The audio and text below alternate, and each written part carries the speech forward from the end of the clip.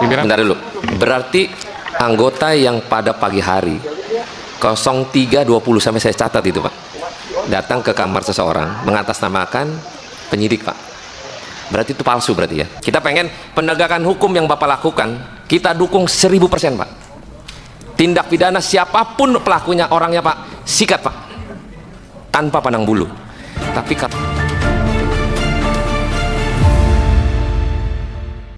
terkait dengan masalah terminologi OTT yang selama ini cukup signifikan dari zaman periode sebelum dan sebelumnya, yang kita pahamin Pak, kan pasti ruang publik ini di media terkait OTT yang kita pahamin adalah tertangkap tangan di seketika waktu bersamaan, bukan pada pisah tangan antara tempat satu dengan tempat yang lain. Kan terjadinya OTT yang kita pahamin adalah tempat terjadinya transaksi yang dilakukan di waktu yang sama. Terjadinya penangkapan yang memang mustinya, apakah bapak-bapak di penyidik tidak menunggu waktu ruang yang pas dalam suasana yang kiranya mungkin, saya contohkan Pak, kami lagi waktu rakernas Pak, kan penangkapan di waktu yang sama tapi beda tempat.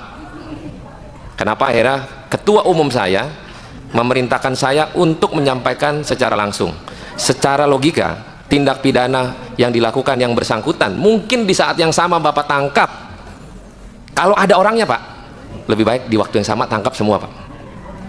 Tapi mungkin yang satunya kabur duluan, entahlah terminologi apa yang namanya, kabur lah ceritanya, walaupun dia nggak tahu katanya. Tapi kita berharap Pak, Bapak punya momen waktu yang pas. Kenapa saya bilang waktu yang pas? Kita semua di sini 8 partai, jangan sampai lembaga partai politik yang ada di bumi ini kita nggak dihargai Pak. Kita pengen penegakan hukum yang Bapak lakukan, kita dukung 1000% Pak. Tindak pidana siapapun pelakunya, orangnya Pak, sikat Pak, tanpa pandang bulu.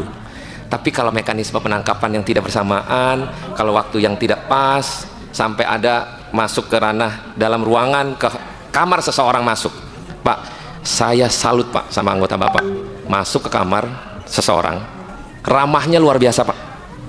Itu saya jempolin Pak, karena komunikasi humanis terhadap pelaku penyidik yang masuk ke kamar seseorang tapi humanis, itu baik sekali Pak, kita apresiasi. Tapi kita lebih sangat apresiasi kelembagaan politik kita, kelembagaan Bapak, tolonglah Pak, dihargain satu sama lain.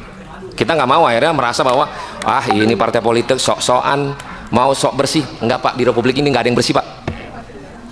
Kita pengen bahwa proses penegakan hukum yang Bapak lakukan,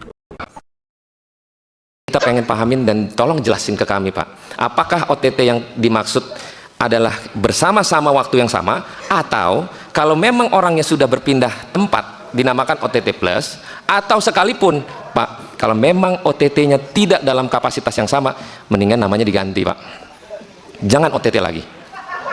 Tapi pelaku tindak pidana orang yang pisah tempat bisa saja dikenakan pasal turut serta, bahwa yang bersangkutan adalah pelaku dari tindak pidana yang sebelumnya ditangkap. Mungkin itu Pak Ketua, mungkin teman-teman habis ini pendalaman yang akan disampaikan oleh Pak Ketua KPK. Silakan Pak. Baik, terima kasih pimpinan. Kami sampaikan karena langsung tadi pertanyaannya itu poin terkait masalah OTT. Baik, jadi kami akan menjawab, nanti mungkin jawaban kami juga akan dibantu atau direspon oleh pimpinan yang lain, karena saat ini kami hadir bersama 3 pimpinan yang lain. Kami laporkan bahwa untuk Prof. AJP, Agus Joko Pramono, saat ini beliau ada kegiatan di luar sehingga tidak bisa hadir.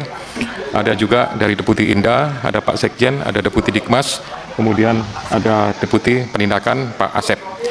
Jadi sebelumnya kami akan laporkan atau kami sampaikan ini terkait nomenklatur atau terminologi daripada OTT. Jadi terminologi OTT ini sebenarnya kami tidak pernah menyampaikan pimpinan. Ini adalah terminologi yang mungkin menjadi sebuah kebiasaan gitu, budaya, atau ya masyarakat menganggap ini adalah sebuah istilah gitu, OTT, operasi tertangkap tangan.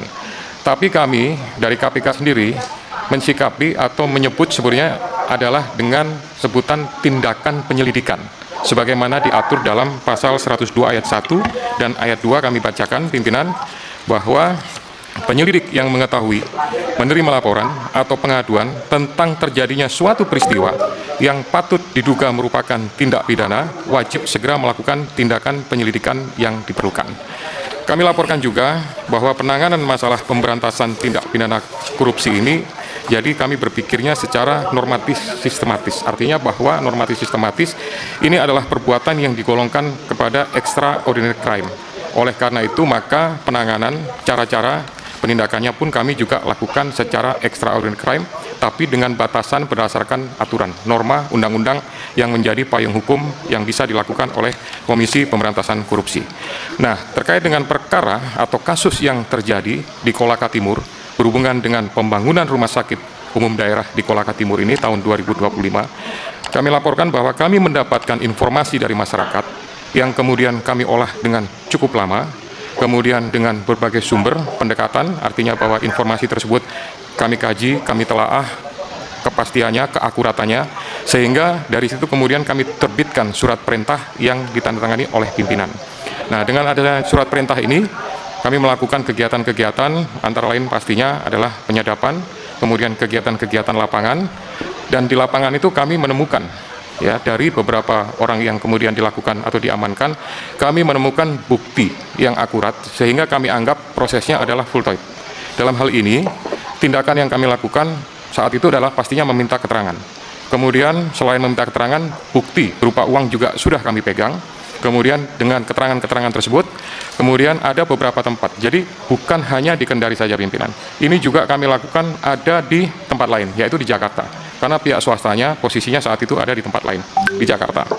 Nah, dengan dua lokasi dan beberapa orang yang sudah kami lakukan tindakan penangkapan tersebut, didapatkan informasi bahwa uang tersebut ini semuanya adalah ditujukan kepada seseorang yang merupakan pejabat atau kepala daerah atau penyelenggara negara.